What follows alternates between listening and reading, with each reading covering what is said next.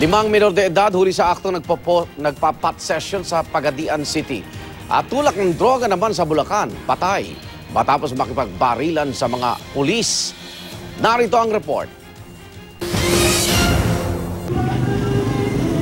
Namatay ang isang tulak umano ng droga matapos makipagbarilan sa mga pulis sa barangay Caipombo, Santa Maria, Bulacan.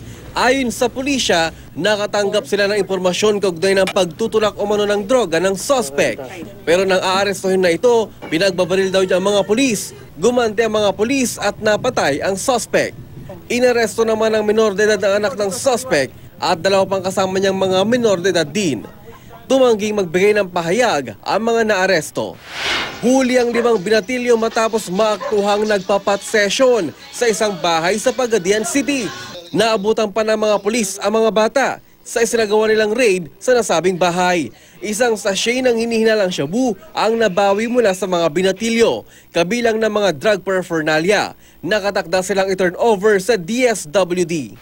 Nahulog naman sa kamay ng batas ang ikalawa sa mga drug personality sa bayan ng Nagilian, La Union. Kinilalang suspect na si Ralph Boleson Escobal na isa mo ng tricycle driver.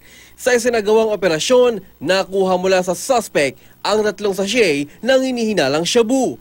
Mariin naman niyang itinangging sa kanya ang mga ito, ngunit aminado siyang gumagamit ng illegal na droga.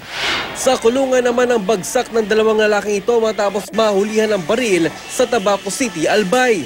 Kinilala sila na sina Mark Antones Peña at Ruben Arcilla. Sa tip ng isang concerned citizen, natiktikan at kalaunan ay naaresto ng otoridad ang 2. Na-recover mula sa kanila ang 2 baril.